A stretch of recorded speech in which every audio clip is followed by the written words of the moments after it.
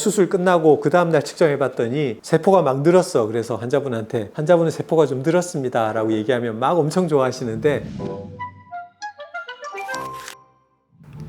각막 내피세포에 대해 설명해 주셨는데 네. 각막 내피세포가 정확히 뭔가요? 각막 내피세포는 엔도텔리움이라고 하거든요. 그러니까 엔도라는 게 안쪽에 있다는 거예요. 내피가 안 냈잖아요. 그죠? 각막 외피는 공기하고 닿아 있는 각막의 가장 바깥쪽에 있는 거를 외피, 상피라고 얘기를 하고, 각막 두께가 0.5에서 0.6 정도 된단 말이에요. 내피는 가장 안쪽, 전방과 닿아 있는 각막의 가장 안쪽에 있는 세포, 한 층의 세포인데, 그 세포가 하는 생리학적인 기능은 각막이라는 게 수분이 너무 많으면 부종이 생겨서 잘 안 보이게 돼요. 각막이 뚱뚱해지면 잘 보이지가 않게 되거든요. 투명도를 잃게 돼요. 그래서 보통 때 각막의 수분 함량이 한 76% 정도 되는데, 각막 내피세포가 그 수분을 컨트롤하는 역할을 해요. 거기에 소듐 포태슘 펌프라고 하는 게 있어요. 각막 내피세포의 멤브레인에 있는 펌프인데, 물을 각막의 실질에서 전방 쪽으로 이렇게 빼주는 역할을 하는 거죠. 수분을 빼주는 거죠. 우리 왜 저기 얼굴 부으면 괄사 같은 거 해가지고 물을 막 빼잖아. 그런 것처럼 소듐 포태슘 펌프가 있는 각막 내피세포가 하는 역할인데, 정상적인 밀도는 제곱밀리미터당 2,500개에서 3,000개 정도가 되게는 정상이에요. 그렇게 있으면 전혀 문제가 안 되는데, 세포가 손상을 받으면 제곱밀리미터당 2,000개, 1,500개, 1,000개 이렇게 자꾸 줄어들거든요. 근데 그게 1,000개 이하로 내려가면 수분을 컨트롤하기에 이제 세포 하나하나가 해야 될 일이 너무 많아져요. 보통 보면 한 600개, 700개 이하가 되면 부종이 생기기 시작해요. 제가 이제 이걸 조금 더 많이 관심을 가지고 있는 이유가, 제가 대학에 있을 때 데스맨 멤브레인 코네알 트랜스플란테이션 DMAC이라는 수술을 국내에서 처음으로 도입해서 또 했던 사람이거든요. 이것도 또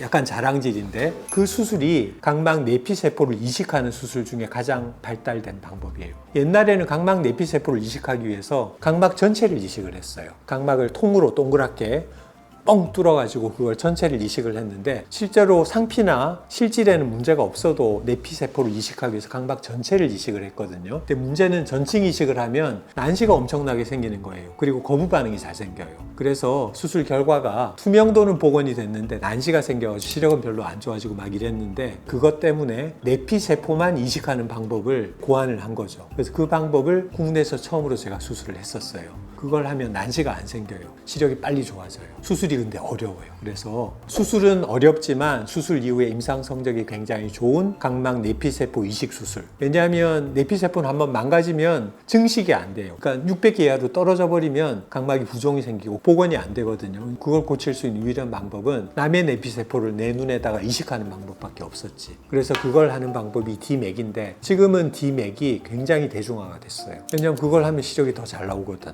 그래서 내가 옛날에 DMAC 수술 막 도입하고 대학에 있을 때 막 할 때 각막 내피세포에 대한 굉장히 연구를 많이 했었죠. 그래서 거기에 대해서는 이해도가 높습니다. 근데 이제 앞으로는 이게 이제 위로가 될지 모르겠는데, 일본에서 연구를 많이 하거든요. 그러니까 지금은 내피세포를 남의 각막에서 내피세포만 이렇게 얇게 박리를 해가지고 그걸 이식을 해요. 붙여가지고 하는데, 그게 단점은 수술이 굉장히 기술이 어렵고 남의 그 세포이기 때문에 거부 반응이 생길 확률이 항상 있어요. 그래서 스테로이드를 계속 써야 되고 이런 게 있거든요. 근데 지금은 어떻게 하냐면 내 각막 세포를 채취를 해요. 채취를 해서 실험실에서 증식을 시켜요. 실험실에서는 증식을 시킬 수가 있거든요. 그래서 그 증식된 세포를 주사를 해요. 전방에다가 주사를 해서 착상을 시키는 거죠. 그 방법이 드디어 임상적으로 적용이 되기 시작했어요. 앞으로는 아마 그런 방법들이 좀 더 대중화되고 프로토콜이 생기면 그런 방식의 치료가 가능해질 날이 아마 머지 않았다고 저는 생각을 합니다. 그렇다고 뭐 각막 내피세포가 망가지는 걸 우리가 허용해서 된다는 얘기는 아니고, 절대적으로 그런 일이 생기지 않도록 우리가 안전하게 수술은 해야 되겠지만, 설사 그런 일이 생기더라도 앞으로는 치료가 좀 더 용이해지고 간단해지는 시대가 올 것이다 라는 게, 뭐 그게 위로가 될지 모르겠어요. 어쨌든 그런 소식도 전해드리는 게 의미가 있을 것 같아서 제가 알려드립니다.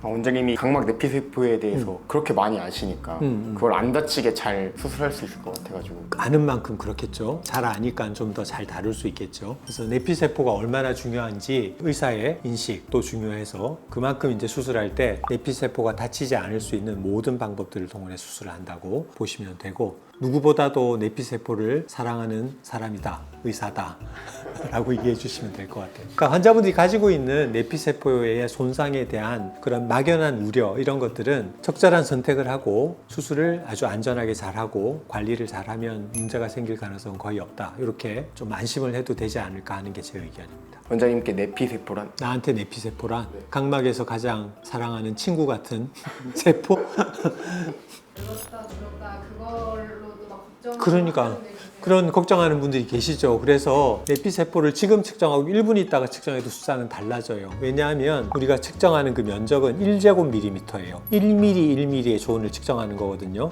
환자분이 어디를 보느냐에 따라서 그거는 조금씩은 변동이 생길 수밖에 없죠. 협조를 엄청 잘한다고 하면, 꼼짝도 안 한다고 하면 딱 그 자리가 똑같은 자리가 찍히겠지만 그럴 수는 없거든요. 그래서 위치가 달라지면 밀도는 달라져요. 그래서 저는 같은 날 찍어도 100개에서 200개 정도는 변동은 충분히 있을 수 있습니다 라는 걸 설명을 드려요. 그래서 내가 수술 끝나고 그 다음날 측정해 봤더니 세포가 막 늘었어. 그래서 환자분한테 환자분은 세포가 좀 늘었습니다 라고 얘기하면 막 엄청 좋아하시는데 별로 좋아할 건 아니에요. 그래도 적어도 다치진 않았다는 얘기잖아. 설사 수술 전에 2,900이었던 게 2,700이 됐다고 하더라도 그거는 크게 의미는 없다. 오히려 그것보다 의미가 있는 거는 한 달 후에는 2,700이었는데 예를 들면 6개월 후에 2,500이 되고 1년 후에 2,400이 되고 계속 지속적으로 어느 정도 퍼센티지가 떨어진다. 그러면 그건 의미가 있는 거예요. 그때는 저희도 약간 긴장을 해요. 그래서 눈 비비지 않았냐, 뭐 염증 생긴 거 아니냐, 뭐 이런 것들을 고민을 하고 하는데 그런 일들이 드물긴 하지만 그런 부분들이 있다는 거. 그래서 그런 걸 감안해서 우리는 보는 거다. 그러니까 전문가들이 다 알아서 보고 있으니까 너무 환자분은 걱정하지 마시라. 숫자 100개, 200개 너무 집착하지 마시라 라고 말씀을 드리겠습니다.